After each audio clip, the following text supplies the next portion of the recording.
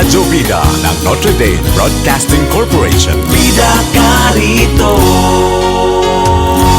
Bida ka rito. Bangsamoro ngayon, tinig ng kapayapaan. Nagbibigay impormasyon ukol sa usapang pangkapayapaan, kaunlaran, pangangalaga sa kapaligiran, at iba pang mga kaganapan sa Mindanao. Bangsamoro ngayon, tinig ng kapayapaan. Nag-uugnay sa bawat sektor ng lipunan at tulay ng kapayapaan. Bangsamoro ngayon, tinig ng kapayapaan. Hatid sa inyo ng Kutawato Multimedia Network o Kumunet. Samahan ng iba't ibang civil society organizations sa Mindanao. Bangsamoro ngayon, tinig ng kapayapaan. Assalamualaikum warahmatullahi wabarakatuhu. Magandang gabi sa mga tagapakinig namin sa DXMS Radyo Bida at ang ating programang Bangsamoro Ngayon, Tinig ng Kapayapaan. Ito na po ang pang-10 gabi ng ating pagsahimpapawid tuwing Huwebes ngayong 2014 para sa ating programang Bangsamoro Ngayon, Tinig ng Kapayapaan. Sa aming mga ka-network, kaibigan at mga giliw naming tagapakinig, sana'y samahan ninyo kaming muli ngayong gabi upang sabay-sabay nating talakayin at alamin ang mga pangyayaring may kinalaman sa usaping pangkapayapaan. Tama ka dyan, Manisan. Dahil sa pamamagitan ng ating pagsuporta sa usapang pangkapayapaan, ay makakatulong tayo sa pag-usad ng peace process sa pagitan ng gobyerno at ng Pilipinas. Dahil yung pakikialam natin ay nararapat lamang dahil pumapatungkol itong kapayapaan na nangyayari ngayon, o itong usapang pangkapayapaan ay pumapatungkol sa ating lahat. Kaya sa aming mga tagapakinig, mga kaibigan at ka-network, samahan niyo po kami tuwing Thursday ng gabi sa ating programang Bangsamoro Ngayon, Tinig ng Kapayapaan. Makakasama po ninyo kami sa isang oras na talakayan hatid sa inyo ng Kutawato Multimedia Network or Comunet. Ang oras po natin ngayong gabi ay ganap ng 7:31.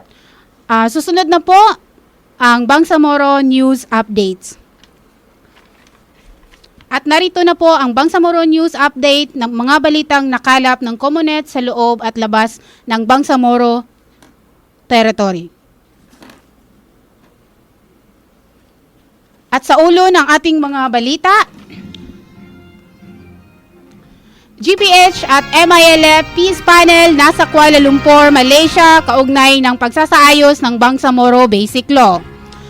Ramadan Program for the Bangsamoro 2014, handog ng Turkish Religious Foundation. Suara Bangsamoro maglulunsad ng State of the Bangsamoro Address ngayong July 2026 or SOBA. Sa una po nating balita, GPH at MILF Peace Panels nasa Kuala Lumpur, Malaysia, kaugnay ng pagsasaayos ng Bangsamoro Basic Law. Kasalukuyang nasa Kuala Lumpur, Malaysia ang dalawang panel ng gobyerno at ng MILF upang pag-usapan ang mga isyung kaugnay ng proposed Bangsamoro Basic Law, matapos ang ilang komento mula sa review team ng Office of the President. Sa mensaheng ipinalabas ni GPH Panel Chair Miriam Coronel Ferrer, ang gagawing workshop sa Malaysia ay upang maisaayos ang mga gray zones ng proposed law. Anya, kung dumadaan man sa ilang mga hamon ng kasalukuyang peace process, ito ay dahil nais nilang maging mas madali ang mga susunod na proseso hindi lamang sa pagitan ng GPH at ng MILF, kundi kabilang ang mga stakeholders ng peace process. Kabilang sa nasabing workshop ang Bangsamoro Transition Commission na siyang bumalangkas ng proposed Bangsamoro Basic Law. Ayon kay Chairman Ferrer, ang implementation ng Comprehensive Agreement on the Bangsamoro o CAB ay nasa kritikal na proseso ng pagpa-finalize ng Bangsamoro Basic Law na isusumite ng Pangulong Aquino sa Kongreso ngayong July 28. Sa kabila ng mga revisions ng review team ng Office of the President sa proposed law na isinumite ng BTC na siyang nagpaalma sa maraming stakeholders nito sa mga komunidad, kabilang na ang mga CSOs, ipinahayag ni Chairman Ferrer na kanila itong pag-uusapan kasama ang MILF panel upang magkaroon ng paglilinaw at pagkakaunawaan sa pamamagitan ng frank and open discussion. Kasama ng MILF Peace Panel, Malaysia Facilitator Tengku Ghaffar at miyembro ng International Contact Group, Pag-uusapan ng mga importanteng bagay na lumutang mula sa BTC Submitted BBL at sa BBL na mula naman sa Office of the President Review. Pahayag ni Chairman Ferrer na ang isang well-processed na dokumento ay may mas malaking tsansa na maaprubahan sa Senado at sa House of Representatives. Karagdagang update na rin po para sa ating mga giliw na tagapakinig. Kahapon po, July 9, nagkaroon po ng update, inilabas na balita po sa Mindan News na magbubuo ng team, no? Kasamang Guwapa. Magkakaroon ng team. Tatlo pala. Ito yung team para sa pag-review ng wealth sharing annex, power sharing, at saka ano yung pangatlo kasamang Guwapa? Yung hinggil naman sa territory dahil isa iyon sa mga parang contentious issues ngayon dun sa nilalaman ng Bangsamoro Basic Law. Susunod po, Ramadan Program for the Bangsamoro 2014, handog ng Turkish Religious Foundation. Naglabas ng press statement ang Bangsamoro Development Agency or BDA patungkol sa programa nito kasabay ng pagdiriwang ng buwan ng Ramadan. Ang BDA ang ahensya na kaagapay ng Moro Islamic Liberation Front or MILF sa pagpapatupad ng Socio-Economic Development Program. Ang programang tinawag na Ramadan Program of the Bangsamoro 2014 ay isa sa tulong at pakikisa ng Turkey Diyanet Vakfe, isang humanitarian foundation na nakabase sa Turkey. Layo nito na maipaabot sa mga kapatid nating Muslim ang kanilang tulong bilang ito rin ay isa sa mga ituturing na pinakadakilang gawain ngayong buwan ng Ramadan. Ang programang ito ay ipapatupad sa 7 rehiyon kabilang na ang Central Mindanao, Southern Mindanao, Ranao o ito yung probinsya ng Lanao, Davao, Zamboanga Peninsula, Zamboanga City, Basilan, Sulo, and Tawi-Tawi. Ngayong araw, ang pagsisimula ng programang ito kung saan mamimigay ng 3,000 food packages ang BDA at magsasagawa ng iftar para sa 6,000 na Muslim. Iyan po yung kanilang target. Sisimulan ang programang ito sa Barangay Bukana ng Mother Barangay Kalanganan, Cotabato City, kung saan magsasagawa ng free iftar or breaking the fast sa 150 katao na nasabing barangay. Pasisinayaan ang nasabing programa ng Deputy Manager mula sa Turkey Diyanet Vakfe. Ang Turkey ay isang member country ng Organization of Islamic Conference o OIC na sumusuporta sa usapang pangkapayapaan sa pagitan ng GPH at ng MILF. Sa panghuli po nating balita, Suara Bangsamoro maglulunsad ng State of the Bangsamoro Address ngayong Hulyo 26. Muli na namang sa ipinadala na sulat pamahayag ng Suara Bangsamoro, sabi nila muli na namang masasalang sa garapalang kasinungalingan at matatayog na datos ni Pangulong Aquino ang taong bayan sa darating na sona nito ngayong Hulyo 28. Katulad noong mga nakaraang taon, aasahan natin na muli na namang maghahambog ng kanyang mga narating kuno ang presidente, samantalang sinisisi naman nito ang nakaraang administrasyong Arroyo sa mga kapalpakan niya mismo sa pagresolba sa mga totoong isyu sa komunidad, lalo na sa teritoryo ng Bangsamoro.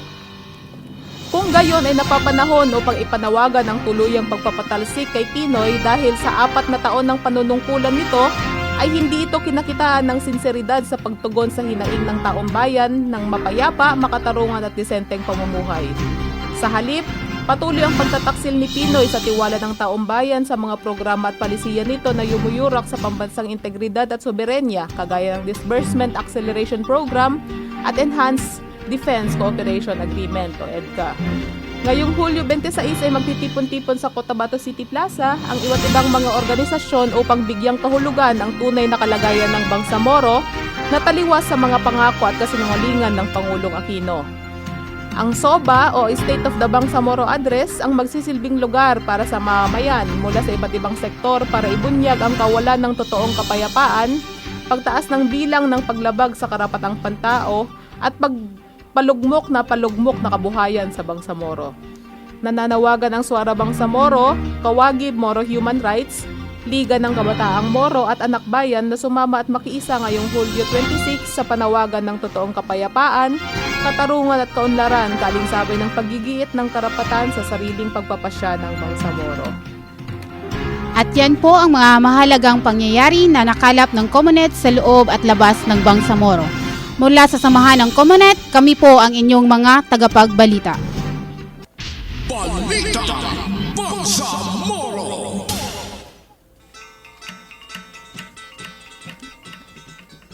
Nagbabalik po ang ating programang Bangsamoro ngayon, tinig ng kapayapaan, makalipas po ang ilang mga paalala.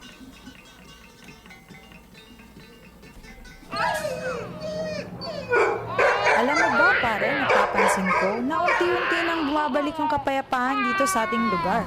Oo, Mare. Simula na napirmahan ang CAP sa pagitan ng gobyerno at ng MILF. Ha?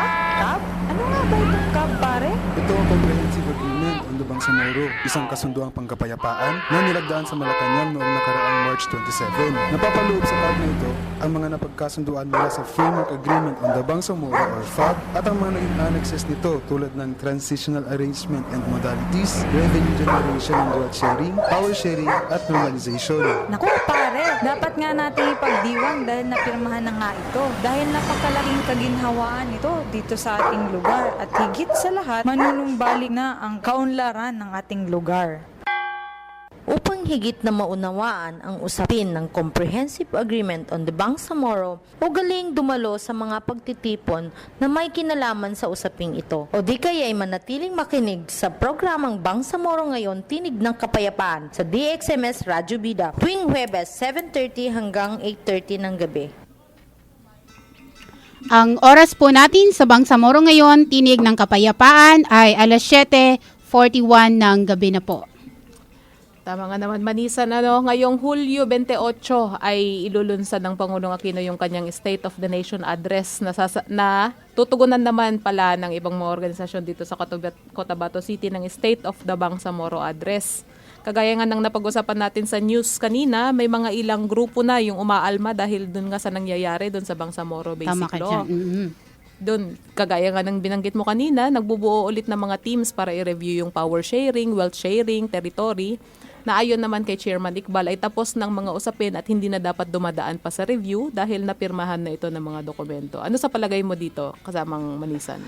Marami na yung mga nagsisilibasan na statement mula din kay Chairman Iqbal, kay Commissioner Alonto, na talagang medyo sa tingin natin masama talaga yung kanilang pakiramdam sa ginawang full revision. Sabi pa nga nila, minasaker ng Office of the President yung ginawang Bangsamoro Basic Law o proposal ng BTC. Sabi pa nga ni Alonto, kung i-quote ko na pina-air ho dito din sa DXMS Radyo Bida noong July, Martes kung matatandaan natin. Nasabi pa niya, ang proposed Bangsamoro Basic Law ay ang Bangsamoro lamang ang may karapatan daw na sumulat nito. At dito ay sa pamamagitan ng Bangsamoro Transition Commission na binuo sa pamamagitan ng Executive Order na 120 at maging daw sa pamamagitan ng mga konsultasyon o rekomendasyon mula sa civil society organization na kinandak sa iba't ibang area ng Bangsamoro. Sasabi niya, walang sino mang may karapatan maliban ho sa Bangsamoro Transition Commission, maging opisina man ng presidente at institusyon ng pamahalaan.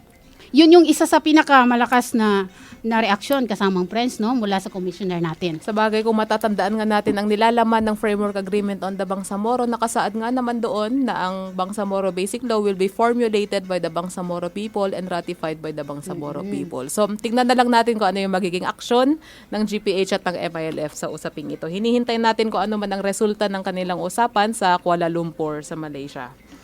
Tapos kung matatandaan naman natin kasamang Manisan, nung nakaraang Thursday ay napakinggan natin ang ginawang panayam ng ating ka-network kay Ginoong Sammy Maulana, ang chairman ng Regional Reconciliation and Unification Commission o RRUC, kaugnay sa kanyang mga saloobin tungkol sa Socio-Economic Development Program. Ito yung isang programa na napapaloob sa Normalization Annex ng Comprehensive Agreement on the Bangsamoro or yung CAB nga. Ibinahagi niya yung kanyang mga saloobin, maging yung kanyang mga rekomendasyon hinggil sa pagpapatupad ng socio-economic development sa mga Bangsamoro communities. Isa na dito yung active participation ng mga grassroots kung saan ay nakikita niyang mas mainam kung mismo ang community ang tutukoy at magde-define sa kung anong klase ng socio-economic development program ang kailangan nila sa kanilang lugar. Ito yung binabanggit natin nung nakaraan na bottom-up na proseso na mula doon sa komunidad papunta sa kung sino man yung mga policy makers para sa development program ng Bangsamoro. Yes, tama ka dyan, kasamang friends, no? Or kasamang gwapa na hindi mula sa taas papunta sa baba, kundi mula ho sa grassroots papunta ho sa taas. At sa gabing ito, ating ipagpatuloy ang ating napag-usapan noong nakaraang Thursday. Kung ano nga ba itong tinatawag na Socio-Economic Development Program na napapaloob pa rin sa annex ng normalization. At para sa lubos nating maunawaan ang halaga nito sa usaping pangkapayapaan, makakapanayam natin si Ginoong Wendell Yangkalan ng Bangsamoro Development Agency o BDA na siyang team leader ng core planning team sa project ng Bangsamoro Development Plan. Para sa kalaman ng lahat, ang BDA o Bangsamoro Development Agency ang ahensya na magiging kaagapay ng gobyerno at ng MILF sa pagpapatupad ng programang napapaloob sa Bangsamoro Development Plan o BDP. Maliban po dyan ay maririnig din natin ang boses ng iba't ibang mamamayan sa Mindanao upang malaman natin ang kanilang mga saloobin at panawagan sa mabubuong Bangsamoro government, maging ang kanilang panawagan para sa ating gobyerno at sa MILF. Upang maipaabot ang inyong mga katanungan, opinion at mga saloobin, maaari po kayong mag-text sa mga sumusunod na Comunet mobile numbers. Para sa smart subscribers, mag-text sa 0998-169-0597 at para naman sa mga Globe subscribers, mag-text sa 0915-454-8554. Uulitin po natin para sa smart, 0998-169-0597 at para sa mga Globe, 0915-454-8554. Ang oras natin ay ganap ng 7:46 ng gabi. Dito pa rin sa programang Bangsamoro Ngayon, Tinig ng Kapayapaan. Sa punto pong ito ay atin na pong pakinggan ang panayam ni kay Ginoong Wendell Yangkalan ng Bangsamoro Development Agency or BDA. Siya po ang team leader, ulitin po namin, siya po ang team leader ng core planning team ng project ng Bangsamoro Development Plan or BDA. Kanya pong ibabahagi sa atin patungkol sa Socio-Economic Development Plan na napapaloob po sa Normalization Annex para po masigit pa nating maintindihan kung ano itong BDP. Ano po ba itong tinatawag plan at ano po yung nilalaman at layunin po nito? Ang Bangsamoro Development Plan, isa itong roadmap para sa Bangsamoro. Ang layunin nito ay para makapagbigay ng short and medium term vision and strategy para sa recovery at saka sa development ng Bangsamoro area. So mayroon itong dalawang component na tinatawag namin. Una is yung short term. Ito yung from mid-2014 hanggang mid-2016. Pangalawang component niya ay itong medium term na magsisimula naman mid of 2016 hanggang 2019. Paano naman po ito makakatulong sa peace process, particular na po sa normalization process? Ang Bangsamoro Development Plan Project, ito'y una, inutos ito ng MILF Central Committee through a directive addressed to the chairman ng Bangsamoro Development Agency para gumawa nitong needs assessment at saka development plan para sa Bangsamoro. So, ito'y pagbabalangkas or paggawa ng development plan bago pa dumating yung Bangsamoro government. So, ito'y paghahanda para yung pag-upo ng Bangsamoro government, meron na siyang susundan na plano. So, ito'y kuwan pa rin, alinsunod dun sa peace process na ginagawa sa pamamagitan ng gobyerno ng Pilipinas at ng Moro Islamic Liberation Front. At yung pag-utos na to na binigay sa Bangsamoro Development Agency upang gumawa ng Bangsamoro Development Plan ay ginawa ito after na ma-sign yung FAB or Framework Agreement on the Bangsamoro. Ano naman po yung mga priority areas o yung mga beneficiaries po nito? Meron tayong sinundan na Bangsamoro Development Framework sa paggawa ng Bangsamoro Development Plan. So meron tayong mga na-identify na mga thematic areas. Una dyan yung economy, kasama yung agrikultura, fisheries, agri-industry. Pangalawa, itong private sector development, kasama dyan yung agribusiness, yung halal industry, at saka yung sabi nila Sharia compliant banking and finance or Islamic banking and finance. Kasama rin dyan itong regional cooperation integration. Pangalawa, itong social, kung saan nandyan yung edukasyon, health, at saka yung hygiene at saka water. Kasama din dyan yung politics, yung environment and natural resources, pati yung mga cross-cutting theme, kasama dyan yung gender and development, youth, and other vulnerable groups. Kasama din sa cross-cutting yung peace building at saka food security. So kung sino yung mga beneficiary nito, mga tao sa Bangsamoro na nandyan sa identified Bangsamoro core territories.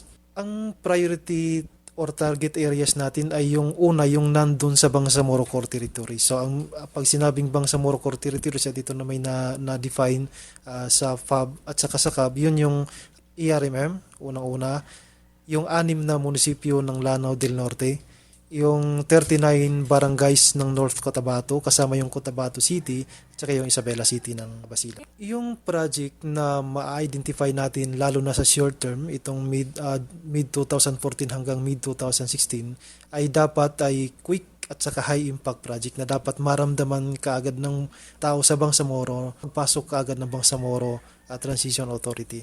So kung sino-sino yung mga yon, ay maaring yung una is yung mga nandyan sa Bangsamoro core territories, yung hindi masyado naaabot ng serbisyo. Ito na yung pagkakataon na maabot natin sila ng serbisyo. And then yung kung saan, kasi may ginawa tayong proseso, mayroon tayong community visioning exercises, tinanong natin yung mga tao, representative na mga tao sa Bangsamoro communities at doon tayo kumuha ng mga ideya kung ano ang pwedeng gawin sa Bangsamoro. Nasabi namin sa concept note na mid-2014 but yung proseso kasi natin ay hanggang ngayon ginagawa pa rin natin yung plano. So mukhang ang tinitingnan namin na pwede natin tong matatapos namin yung pag-identify ng mga proyekto ay sa katapusan ng September. To be clear, by end of August, meron na tayong identified projects para sa Bangsamoro. Saan naman po manggagaling yung pondo po para sa socio-economic development project? Ang pondo unang-una ay manggagaling sa gobyerno ng Pilipinas or government funds. Kaya isang proseso na ginagawa namin ngayon ay pakikipag-usap sa Department of Finance, yung Economic Development Cluster ng government, kasama yung DOF nga Department of Finance, NEDA, at saka yung Department of Budget and Management. Kasama din dyan yung OPAP. So, galing sa gobyerno ng Pilipinas, yun yung unang panggagalingan ng funds. Pangalawa, itong galing sa mga donors or ODA funds. And then, may nabanggit din na Normalization Trust Fund. And then, mayroon ding Special Development Fund na nabanggit sa FAB at saka sa Annex on Wealth Sharing. And then, later on, pag mayroon ng Bangsamoro government, itong sinasabi nilang Black Grant. International donor partners yan or development partners. Meron po bang partisipasyon ang CSOs dito sa project? Kung meron po, ano-ano po yung pwedeng maging partisipasyon ng mga CSOs sa proseso ng implementation ng DBP? Ang Bangsamoro Development Plan Project ay meron siyang tinatawag na Project Steering Committee. Ito yung parang policy making body ng project. So, nung buuin ito, nandun yung CSO, represented siya through the CBCS, Consortium of Bangsamoro Civil Society, na pinangungunahan ni Mr. Gamil Alim. So, nandun siya sa Project Steering Committee. Doon sa paggawa din ng community visioning exercise, partner din natin yung CBCS. Gawin natin yung pilot implementation ng community visioning. So, sa proseso kasama sila, and then yung output din nung CSOs nung gawin nila tong mga community consultation for BTC para gawin yung BBL, may mga output din doon na lumabas sa pamamagitan ng proseso na yun. Ginamit din natin yun para pasok doon sa paggawa ng Bangsamoro Development Plan. And then, nung gawin natin yung outline, pinresent din natin to sa CSOs para ipakita kung ano yung possible outline ng Bangsamoro Development Plan Integrative Report. At sa mga susunod nating gagawin, itong sinasabi stakeholders consultation o roadshow, isasama din natin yung CSOs dyan. Most probably mga buwan ng Agosto hanggang September. Maliban po sa CBCS, meron pa po bang ibang identified na CSOs na nag-participate? Yung nandun sa group, member na CBCS organization, yung KFI among others. And then, nung gawin din naman yung consultation on private sector development, naging partner din ng Foundation for Economic Freedom itong Succeed. Sa implementation, ang mag-implement ng Bangsamoro Development Plan, itong Bangsamoro Transition Authority o yung Bangsamoro government during transition phase. Unang malaking papel na CSOs is itong monitoring and evaluation. Part siya ng good governance na gusto natin makita na itong plano ay nagagawa ayon doon sa gusto nating mangyari at dapat makakarating doon sa Bangsamoro Peak. And of course, may mga pagkakataon din na maaring part din ng implementation ang CSOs. May mga pagkakataon na ganun. Kaya lang sa ngayon, hindi pa natin madidetalye kasi tinatapos pa lang natin itong Bangsamoro Development Plan. Ano naman po ang magiging partisipasyon ng mga mamamayang Moro po sa pagbalangkas ng Bangsamoro Development Plan? Ang paggawa ng Bangsamoro Development Plan ay dapat participatory, dapat inclusive. Kaya doon pa lang sa community consultation, nandun na yung mga tao ng Bangsamoro. At hindi man natin napuntahan lahat dahil sa kakulangan ng oras, sinigurado natin na lahat ng sector ay represented. So nandun yung sabi natin Islamized Bangsamoro or Muslim Bangsamoro, nandun din yung mga kapatid nating IP or non-Islamized Bangsamoro, and then yung Christian community sinama din natin sa consultation. Gusto namin mag-inclusive yung proseso. Paano naman po tiniyak ng programa na naayon po ito sa pangangailangan ng komunidad na nasa loob po ng Bangsamoro Territory? Doon sa community visioning exercise, may mga tanong tayo doon. Una is ano yung kanilang aspiration or ano yung tinanong namin sila kung ano yung tingin nila high impact or makakatulong or kailangan nila lalo na sa transition phase. So, galing mismo sa kanila yung pag-identify ng mga proyekto na pwede nating gawin at pwede maging laman ng Bangsamoro Development Plan. Para siyang needs assessment na tinawag lang namin community visioning exercise kasi yung tanong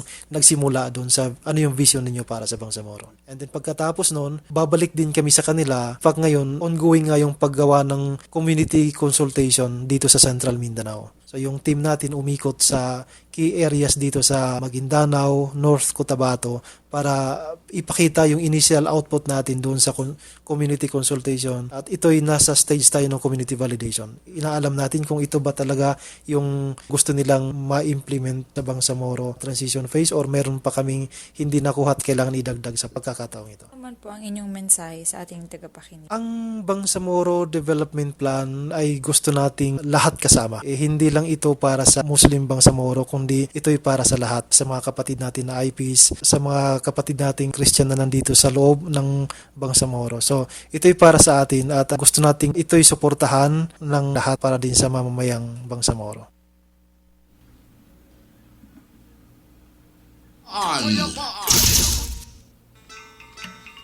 Maraming salamat po Sir Wendell Jangkalan sa inyong ibinahaging impormasyon sa amin at sa ating mga tagapakinig. Sana po ay mapuunlakan niyo po ulit kami sa mga susunod nating programa.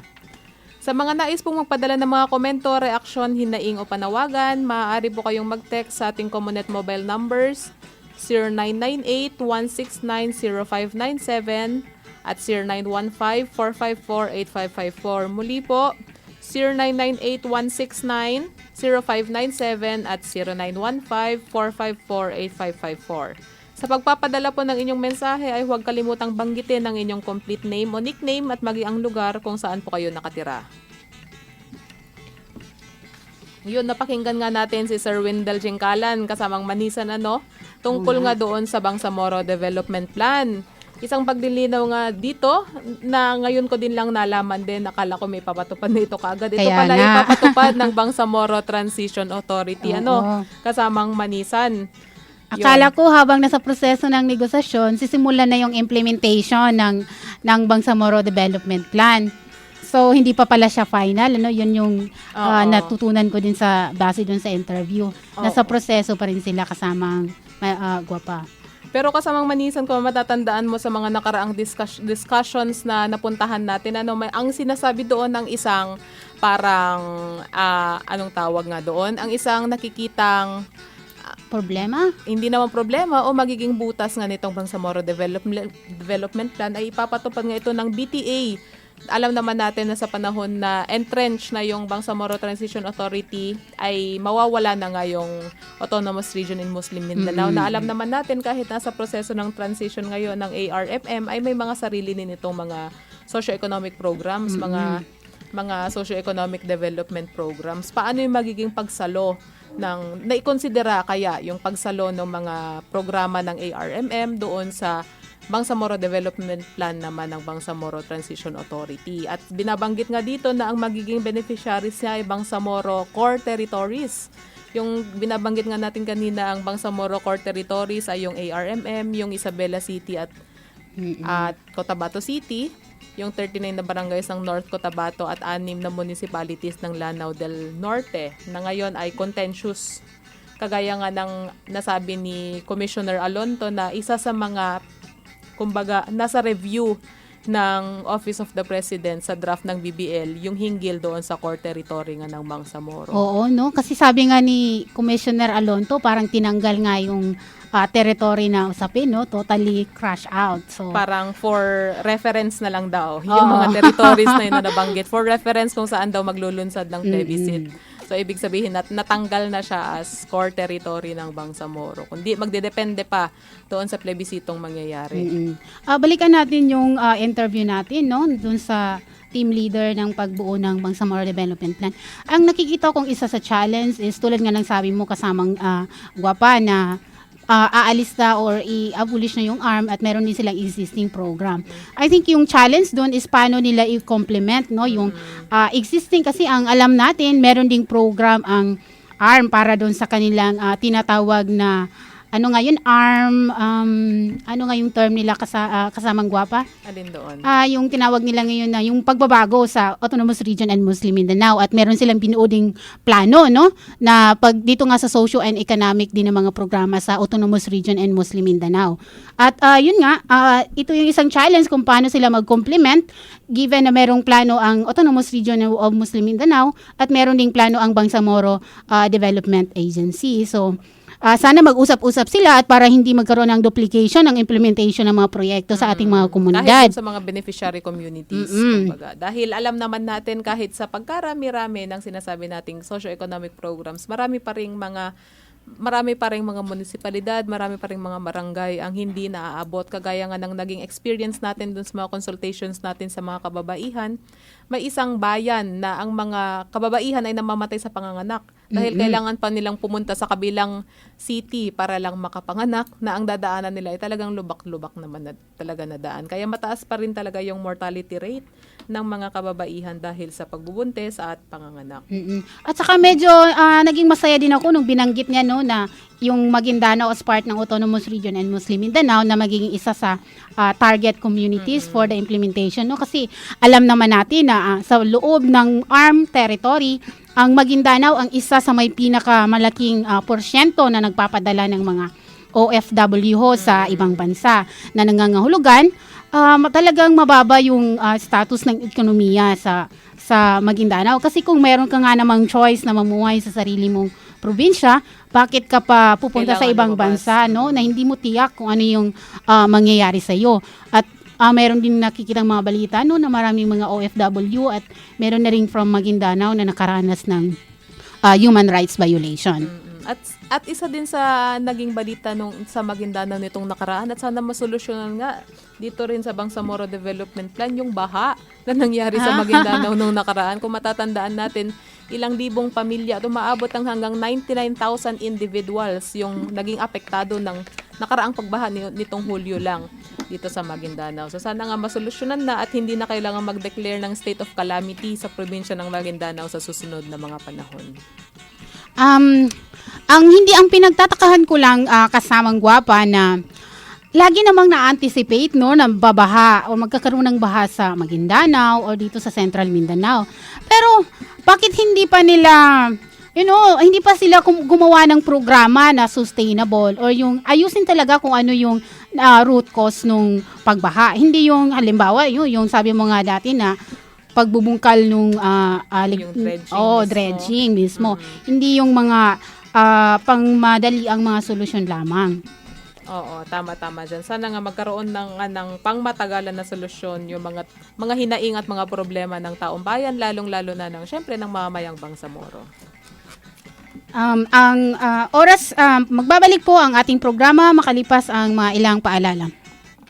Ikaw ba ay Bangsamoro Professional? O kaya ay may kamag-anak ka na Bangsamoro Professionals? Magparehistro na para sa Human Resource Mapping for the Bangsamoro Professionals na ginagawa ng Bangsamoro Transition Commission. Hindi recruitment para makapagtrabaho ang programang ito. Layunin nito na malikom sa database ang mga Bangsamoro Professionals dito sa Pilipinas at maging sa labas ng bansa upang magkaroon ng malinaw na pag-aanalisa sa datos ng Bangsamoro Professionals.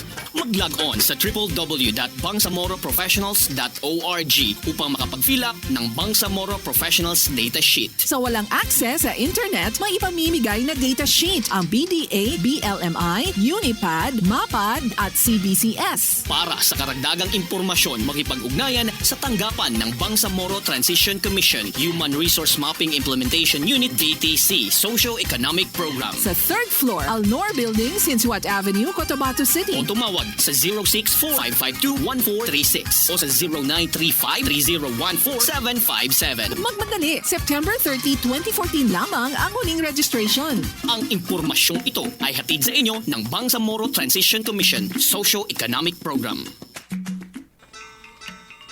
Oras po natin sa Bangsamoro ngayon, Tinig ng Kapayapaan ay ganap ng alas 8:05 ng gabi.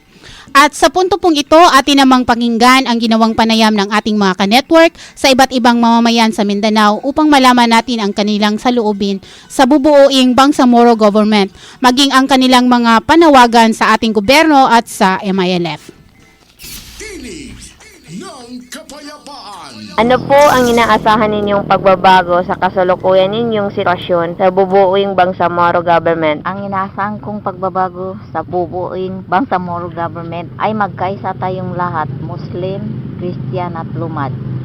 Ang mahirap ay dapat bigyan ng kabuhayan. Kailangan huliin ang mga nagtutulak ng droga para tuloy-tuloy ang kapayapaan kasi iyan ang cause ng krimen. At kailangan ma-implement ang custom and tradisyon ng mga kababayhang Moro. Para po sa inyo, ano ang kahulugan ng pag-unlad ng inyong kabuhayan? Kailangan po maging masikap at matiyaga sa trabaho. Ano-ano ang mga programang makakatulong sa pag-unlad ng inyong kabuhayan? Ang alam ko po na programang makakatulong sa pag-unlad ng aming kabuhayan ay livelihood program. Ang livelihood program na yun, kailangan magbuo ng organization or association para kung may darating na budget ay makashare ka sa grasya na yun. Ano ho sa tingin ninyong dapat gawin ng gobyerno at MILF upang maipatupad ang mga pinirmahang kasunduan? Sa tingin ko ay dapat mag-sit up uli ng dialogo para mapag-usapan uli kasi ang alam ko ay naibalik sa MILF ang BBL ngayon.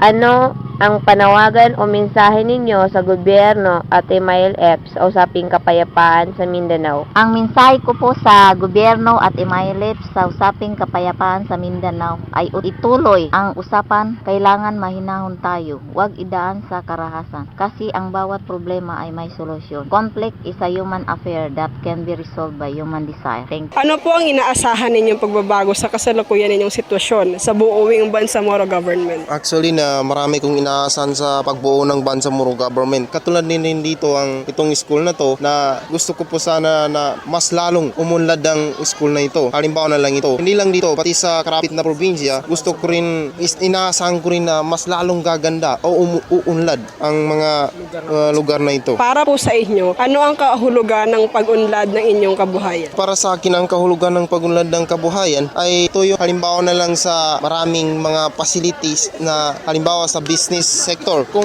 mayroong business sector dito sa halimbawa dito sa Cotabato City, that's the time na maraming unlad na kabuhayan dito sa rural area at pati sa urban area. Ano-ano ang mga programang makakatulong sa pag-unlad ng inyong kabuhayan? Halimbawa ko na lang ito, di ba nag-aaral ako. So makakatulong ito sa pag-unlad ng aking kabuhayan sa pamamagitan ng kung makatapos ako, then makakakuha ko ng magandang trabaho, ay masustentinan ko yung mga pamilya ko, yung mga kapatid ko. Ano ho sa tingin ninyong dapat gawin ng gobyerno at MILF upang maipatupad ang mga pinirmahang kasunduan? Para sa akin, ang dapat gawin ng gobyerno at ng MILF ay magkasundo, pita ng pagkakasundo at mas lalong paunladin ng ating bansa. Hindi yung gumagawa ng mga kaharasan dito dito sa Mindanao, hindi lang dito sa Mindanao, pati rin sa ibang Luzon, Visayas. Ano ang panawagan o mensahe ninyo sa gobyerno at MILF sa usaping kapayapaan sa Mindanao? Ang panawagan ko po sa Pangulo, sa gobyerno, na pong magpagtumpik-tumpik pa. Dapat pirma na po kung ano ang dapat pirmahan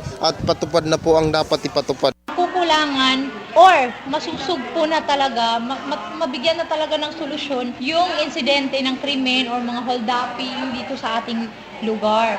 Kapag nabuo na po yung Bangsamoro government, ano po yung inaasahan nyo pong pagbabago sa inyong kabuhayan? Inaasahan kong pagbabago. Siyempre, through the Bangsamoro government, meron talagang pagbabago sa amin. Kasi mga job description na nagkakaroon ng discrimination sa mga Muslim, maaalis na yun. Mas madali kami ngayong makakahanap ng hanap buhay, makakapamuhay kahit saan kaming lugar kasi meron na kaming batas or meron na kaming gobyerno, sarili naming gobyerno na sinusunod. So, through the Bangsamoro government, hindi na kami iinsultuhin ng ibang tao at meron na kaming rights sa lahat ng mga bagay na meron din sa mga kapatid nating Kristiyano. Ano-ano ang mga programa makakatulong sa pag-unlad ng inyong kabuhayan? Mga programa, through the education, meron programa ang Bangsamoro na Sadyahatra Scholarship. So, through that, malilesen na yung mga Muslim, mga kapatid kong Muslim na non-educated. Then, through sa medical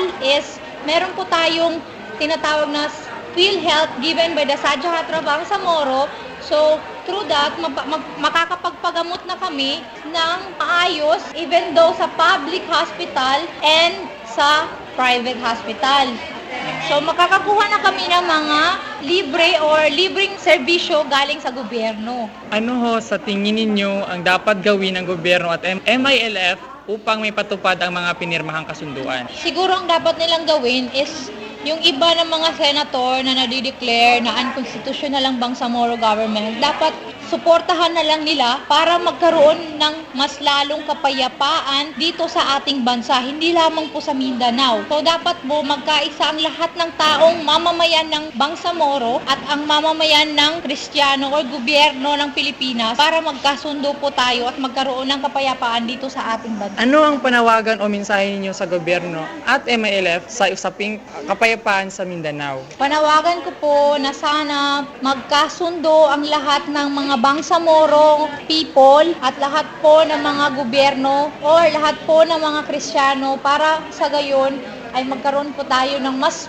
malawak at mas progresibong bansa dito sa ating lugar para po nang sa gayon ay makulangan ang ating problema through economical status ng ating bansa. Mapaunlad at mas mabilis po tayong umasenso sa panahon na ito.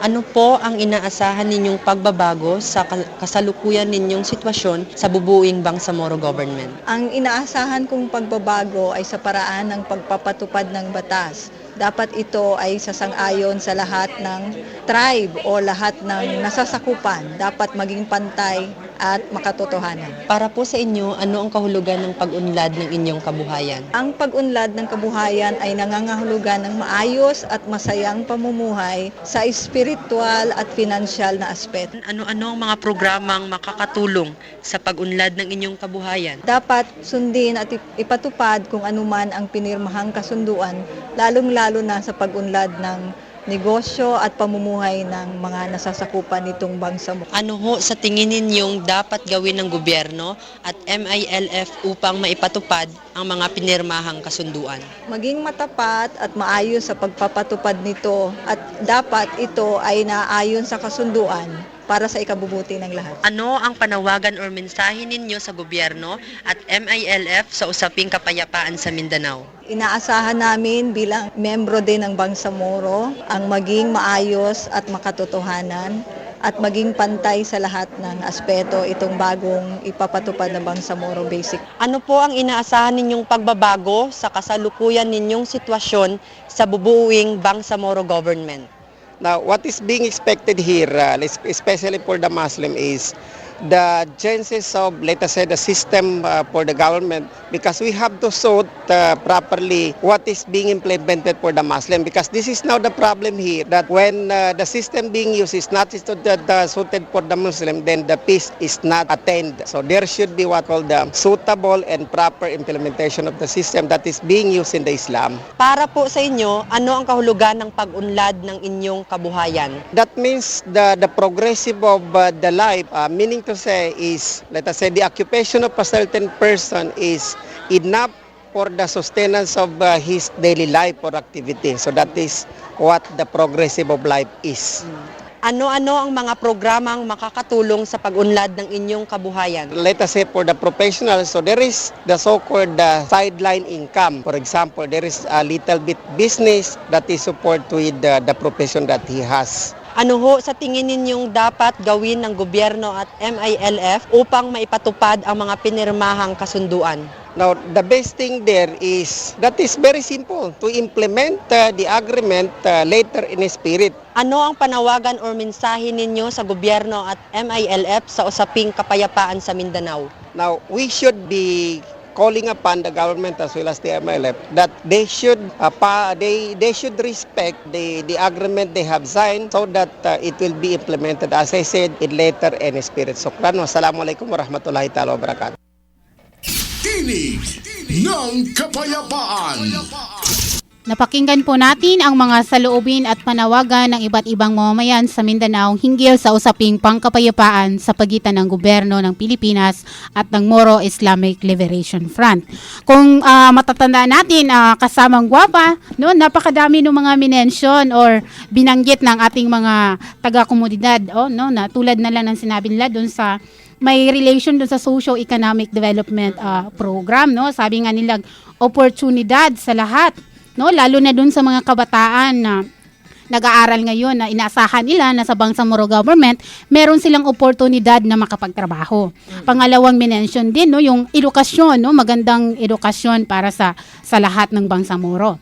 Pangatlo, sabi nga nila, health services or libre pong serbisyong medikal, no, lalo kahit na maging man daw sa mga pampublikong hospital ay makapagkaroon o magkaroon ng tsansa yung mga ordinaryong mamamayan na magpa-check up ng libre. At sabi din nila, no, na I think malaki yung challenge nito sa BTA or maging sa Bangsamoro Development Agency, no. So sinabi nilang sustainable and properly implementation of the program or ano yung mga napagkusunduan sa pagitan ng Bangsamoro ay ng MILF at ng Government of the Philippines.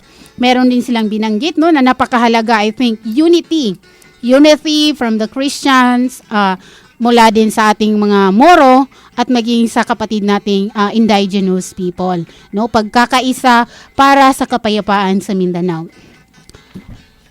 Kasamang Manisan, alam mo, natatandaan ko lang itong nung nakaraan nabanggit sa akin ng Kabataan Party List, meron silang tinatawag na CLETS, yung karapatan, yung lupa, edukasyon, trabaho at social services. Yun ang pakahulugan nila ng CLETS. K para sa karapatan, L para sa lupa, E para sa edukasyon, T para sa trabaho at S para sa social services. Ngayon, doon sa pakikinig natin doon nga sa tinig ng mamamayan, makikita natin na yun nga, yung mga batayang mga karapatan na yun ang hinihingi ng mga mamamayan ng Bangsamoro. Yung magkaroon talaga ng marespeto yung kanilang mga karapatang sibil at politikal, magkaroon ng lupa, magkaroon ng edukasyon, ng maayos na edukasyon, magkaroon ng trabaho at syempre yung mga social services, kasama na syempre yung kalusugan, kahit nga yung yung tubig at kuryente, kasama yan dapat sa mga inaasikaso din ng gobyerno na ibinibigay sa mamamayan. At isang binanggit din kanina nung isang nakausap natin, yun nga yung pagkakapantay-pantay, dapat pantay yung pagkakaroon ng itong mga serbisyo, hindi lang sa mga Islamized Moro, Islamized Bangsamoro, sa mga non-Islamized, kagaya ng mga kapatid nating mga lumad, kahit ng mga Kristiyano, dapat pantay-pantay itong mga karapatan na ito na ibibigay sa kanila sa kasalukuyang gobyerno man ng ARMM o sa pagtatayo ng Bangsamoro government. At may malaking gagampanan dyan, no, yung isang sinabi ng ating nakapanayam na honest at good leadership sa Bangsamoro government. napakalaking role yan na gagampanan Oo. para dun sa kanilang mga inaasahan. Tapos kung napapansin mo kasamang Manisan, palagi nilang pinabanggit yung pagkakasundo sa pagitan ng Oo, dalawang tama, panig ng tama. GPH at ng MILF. At meron din akong nakausap kaninang hapon lang bago tayo pumunta dito sa istasyon. Sabi niya, meron ng mga napagkasunduan, pero anong nangyayari kayo doon nga sa mga napagkasunduan na meron ng nagkapirmahan? Pero yun nga daw ginawa ngayon na, kumbaga, pagre-review ng Office of the President doon sa draft na BBL ay parang in bad faith yung nangyari. Na kahit sabihin pa na create, binuo yung Bangsamoro Transition Commission ng Executive Order mula sa Presidente ng Pilipinas ay hindi naman kailangan daw na in legal aspect palagi yung usapin, kundi pwedeng gawing political dahil dalawang panig yung nag-uusap na dapat pantay yung kanilang kalagayan doon sa doon sa peace negotiations na yun. So sana nga maresolba yung mga ganung usapin na parang walang confidence mula sa dalawang panig at magkaayos para doon mismo sa mga kaunlaran ng mamayan ng Bangsamoro. Ako personally, kasamang Gwapa, ang hindi ko talaga maintindihan doon sa mga nangyayari ngayon. Bakit kailangan pang bumuo ng bagong team para i-review yung wealth na aspeto, yung power at saka yung sa territories. Which is, kung maintindihan natin, nagkaroon na ng pirmahan ng FAB at saka yung annex ng wealth sharing, power sharing annex, no? At saka maging doon sa territory no, na identify na. Yun ang bilang isang Bangsamoro, yun ang hindi ko maintindihan sa mga nangyayari ngayon. So yun ang hinihingi ko no na, or I think I share this thought maging sa ibang mga Bangsamoro din no, yung klarong eksplanasyon at ipakita yung draft na ginawa ng BTC doon sa proposed na Bangsamoro Basic Law at maging yung ginawang revision o sabi nga lang massacre na ginawa ng Office of the President. Kasi yun pa yung malaking panawagan ngayon, no? Ipakita yung dalawang kopya. Kasi hindi tayo pwedeng magbigay ng ating posisyon na hindi natin nalalaman kung ano ba talaga yung dalawang dokumento, ano yung nilalaman nun. Kasi puro mga nakabase lang tayo sa mga statement ng ating mga leader. Tama ka dyan kasamang Hasta. So sana nga makita na natin yung buong mga dokumento para makita natin, makumpara naman natin at alam natin kung alin doon yung mga kailangan nating bantayan at tutukan kumbaga. Pero sabi nga ni Chairman Iqbal na ang MILF ay mag-stick doon sa kung ano na yung mga napirmahan, ano na yung mga napagkasunduan. So, hintayin na lang natin kung ano yung magiging resulta ng usapan nila sa Kuala Lumpur. At sa mga tagapakinig po natin, magbabalik naman po ang ating programa makalipas po ang ilang mga paalala. Tinig ng Kapayapaan. Alam mo ba pare, napapansin ko na unti-unti nang bumabalik yung kapayapaan dito sa ating lugar. Oo, Mare. Simula na napirmahan ang CAP sa pagitan ng gobyerno at ng MILF. Ha? CAP? Ano nga ba itong CAP pare? Ito ang Comprehensive Agreement on the Bangsamoro, isang kasunduang pangkapayapaan na nilagdaan sa Malacanang noong nakaraang March 27. Napapaloob sa CAP na ito ang mga napagkasunduan mula sa Framework Agreement on the Bangsamoro or FAB at ang mga naging annexes nito tulad ng Transitional Arrangement and Modalities, Revenue Generation and Wealth Sharing, Power Sharing at Normalization.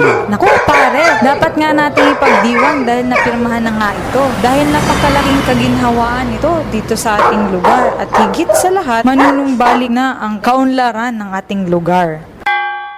Upang higit na maunawaan ang usapin ng Comprehensive Agreement on the Bangsamoro, ugaling dumalo sa mga pagtitipon na may kinalaman sa usaping ito. O di kaya ay manatiling makinig sa programang Bangsamoro Ngayon, Tinig ng Kapayapaan sa DXMS Radyo Bida tuwing Huwebes 7:30 hanggang 8:30 ng gabi. Bangsamoro Ngayon. Nagbabalik po ng Kapayapaan. Nagbabalik po ang ating programang Bangsamoro Ngayon, Tinig ng Kapayapaan. Ang oras po natin sa Bangsamoro Ngayon, Tinig ng Kapayapaan ay ganap ng 8:22 ng gabi. Muli sa mga nais pong magpadala ng mga komento, reaksyon, hinaing o mga panawagan, maaari po kayong mag-text sa ating Comunet mobile numbers 0998-169-0597 at 0915-454-8554. Ulitin po natin, 0998-169-0597 at 454-8554. Sa pagpapadala po ng mga mensahe ay huwag kalimutang banggitin ang inyong complete name o nickname at maging ang lugar po kung saan kayo nakatira. Ngayon po naman po ay babasahin namin ang ilang mga text message o mga mensahe na ating natanggap mula sa ating mga tagapakinig. Ito ho ay mula kay Ebs. Sabi niya, sana wag ipagsawalang bahala ng pamahalaan ang matagal nang hinahangad ng Bangsamoro government sa Mindanao. Kaya dapat magkaroon tayo ng common interest, kapayapaan. Maging Kristiyano ka man o Muslim o lumad, makialam, makiisa, ipaglaban ang kapayapaan sa Mindanao. Napakaganda ho ng mensaheng ito, no? I think yan din yung mga sinasabi ng mga na-interview natin mula sa ating mga komunidad, no? Unity from Christians, Moro at saka indigenous people. At meron ding isang katanungan kasamang friends. Sabi dito, kami dito sa North Cotabato, tutol kami sa Bangsamoro government. Nako, ano ba sa tingin mo? Ano yung sa tingin mong dahilan, no? Kung bakit tumututol itong mga kapatid natin mula sa North Cotabato? Sayang nga lang at hindi natin nakuha kung saan nga siya sa North Cotabato. Kung kabilang ba doon sa 39 barangays ng North Cotabato na napasama doon sa core territory ng Bangsamoro. Pero kung ano pa man, hindi ito unang pagkakataon na makarinig tayo ng ganitong mga komento na may mga tumututol doon nga sa Bangsamoro government. Kagaya nga ng pinaliwanag natin nung nakaraan, marami pa rin talagang mga barangay, marami pa rin talagang mga mamamayan ang hindi naaabot ng pagpapaliwanag tungkol sa Bangsamoro government at talagang tumututol nga dito sa pagtatayo nito dahil hindi naman nila alam, hindi nila nalalaman kung ano yung mga nilalaman nga ng mga napagkasunduan. Tapos, pero higit pa dito sa pagkakaalam ng kung ano yung nilalaman talaga ng Comprehensive Agreement on the Bangsamoro, siguro may mga ano bang maitatawag natin doon. May mga ilan na rin siguro na nawawalan na ng pag-asa doon sa tinatakbo ng usapang pangkapayapaan at ito na yung pamamaraan ng pagpapakita nila ng pagtutol nga nila doon sa Bangsamoro government. Sa aking personal na pagtingin lang naman yon. Pero maraming mga bagay naman ang kailangan natin i-considera kung bakit may mga tumututol nga doon sa Bangsamoro government. Ano sa tingin mo kasamang Manisan? Diyan pa rin talaga yan dun sa tamang informasyon, no? Kasi hindi ka naman tututol sa isang bagay kung naintindihan mo or kung nakikita mong meron kang benefits dyan or meron kang makukuha. O hindi siya lalabag sa karapatan pangtao mo, no? Yun pa rin siya nakaangkla yung pag ang isang dokumentong pinirmahan or peace agreement, pag hindi siya nakakaapak ng karapatan ng iba, malamang na yung taong yun susuporta. Kung meron siyang tamang informasyon at nakita niyang inirespeto ang kanyang karapatan, susuporta din yan. Oo. Yan lang naman ang aking tama nga naman. At may mga ilang nakausap din ako na sabi nga nila, hindi naman daw itong Comprehensive Agreement on the Bangsamoro ang talagang ang kalutasan doon sa panawagan ng Bangsamoro para sa kanyang right to self-determination. Sabi nila na hindi naman seryoso ang Pangulong Aquino sa pagnegosasyon sa MILF. Hindi siya sincero sa kanyang pakikipag-ugnayan nga doon sa MILF, kagaya nga daw na ipinakita niya dati sa MNLF na with nilang bahala nga daw yung mga naging agreement, yung nakaraang mga agreement. Kaya sinasabi nila ngayon na wala ding patutunguhan itong pag-uusap sa ngayon, kundi gusto lang nilang pasukuin yung Bangsamoro people at tuluyan ng iwalang bahala nga ng Bangsamoro people yung kanyang paggigiit ng kanyang karapatan sa sariling pagpapasya o yung tinatawag na nating right to self-determination. Ganon naman yung pagtingin din ng iba sa usapin na ito. Nakapanghihinayang nga lang kasamang friends, no, na dati napakataas na nung trust level ng mga tao kay President Pinoy. Pero sa mga nangyayari ngayon, medyo bumaba na naman, no, base doon sa rating na ginawa. Actually, pababa yung trust ratings ng Presidente dahil ang dami niyang kinakaharap na mga issue ngayon, kasama na syempre yung Disbursement Acceleration Program na hanggang ngayon, kumbaga pinagtatanggol pa niya yung Disbursement Acceleration Program ng kanyang gobyerno. Pero yung ilang mga senador nakakulong na nga, kagaya nila Estrada, ni Revilla at ni Juan Ponce Enrile, kahit hospital arrest yung nangyayari. At kasama na rin si Attorney Gigi Reyes na mga nasangkot nga doon sa pork barrel scam. At isa pa itong tinatawag nga natin, binanggit kanina ng Suara Bangsamoro, yung Enhanced Defense Cooperation Agreement o yung EDCA, na sabi nga nila, imbes na magkakaroon ng karapatan sa sariling pagpapasya ang Bangsamoro, mas lalo pang ibubukas sa mga US bases at US troops yung Bangsamoro territory. Indirectly magkakaroon sila ng control ng mga military camps natin dahil magbibigay sila ng mga training at saka magdadala sila ng kanilang mga gadgets. No? Sabi nga nila mas malala dahil kung dati sa Subic lang, ngayon ay pwede na kahit saang parte ng Pilipinas kung sasabihin nila na kailangan ito for national defense and security. Yun, usapin palagi ng national defense and security. Pero bago natin malimutan, reminders po sa lahat ng miyembro ng Comunet, bukas araw ng Biyernes o Friday, July 11, ay magkakaroon po ng kapihan sa forum. Ito ay gaganapin sa Forum ZFD Office sa OND Residence Hall, Notre Dame University Compound, bandang 2:00 ng hapon para pag-usapan po ang sunod na activity ng Comunet. At sana naman makadalo na kayo ngayong Biyernes o bukas makadalo na po ang lahat ng kasapi ng Cotabato Multimedia Network. At sa Bangsamoro Professionals Mapping na ginagawa ng BTC o Bangsamoro Transition Commission, ongoing pa rin po ang registration. Mag-login lamang sa www.bangsamoroprofessionals.org o di kaya sa mga wala pong access sa internet, meron pong datasheet o form na ipinamimigay sa inyo ang tanggapan ng BLMI, UNIPAD, MAPAD, BDA, CBCS at HRM Implementation Unit na matatagpuan sa Alnor Building sa tabi lamang po ng JICA office. Ayan, at ngayon narito naman po ang ilang tips na makakatulong tuwing may baha at para makaiwas sa mga sakit na nakukuha mula sa maruming tubig. Laging maging updated sa lagay ng panahon, alamin kung nababaha ang inyong lugar at gaano kataas umaabot ang baha. Alamin ang flood warning system at evacuation plan ng komunidad, magtakda ng evacuation area ng pamilya at gagawin alinsunod sa evacuation plan, mag-imbak ng pagkain, hindi na kailangang iluto o ilagay sa rep na pwedeng tumagal ng 3 araw. Maghanda ng transistor, radio, flashlight na may extrang battery, emergency na lutuan, kandila at posporo at first kit. At dyan po nagtatapos ang ating programa, mga kaibigan, mga taga-subaybay, mga ka-network. Maraming salamat po sa inyong lahat sa patuloy na pagtangkilik ninyo sa amin tuwing Huwebes ng gabi. Ang programang ito ay para po sa inyo. Hangad po namin na makapagbigay kami ng wastong kaalaman para sa inyong lahat. Nagpapasalamat din kami sa lahat ng miyembro ng Cotabato Multimedia Network sa inyong mga kontribusyon at aktibong pagkikibahagi para sa ikatatagumpay ng ating programa. At sa ngalan ng iba't ibang organisasyon na bumubuo sa Comunet, Bangsamoro Center for Just Peace, Consortium of the Bangsamoro Civil Society, Kaduntaya Foundation Incorporated, Moro Women Development and Cultural Center, United Youth of the Philippines Women, United Youth for Peace and Development, iWatch, Mindanao People's Movement, Regional Reconciliation and Unification Commission, at Mindanao Action for Peace and Development. At maraming salamat po sa suporta ng GIZ at Forum ZFD.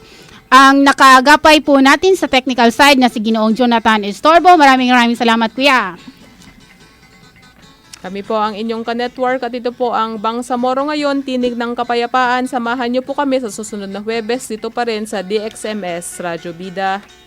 Mapiyama gabi sa Lacano Langon, maayong gabi, Fio Kolongonon. Magandang gabi sa inyong lahat. Assalamualaikum warahmatullahi wabarakatuh. Inyong napakinggan ang programang Bangsamoro ngayon, Tinig ng Kapayapaan. Nagbibigay impormasyon ukol sa usapang pangkapayapaan, kaunlaran, pangangalaga sa kalikasan at iba pang kaganapan sa Mindanao. Bangsamoro ngayon, Tinig ng Kapayapaan. Hanggang sa susunod na Huwebes, alas 7 hanggang alas 7:30 ng gabi. Dito lang sa DXMS Radyo Bida 882 sa inyong mga pihitan.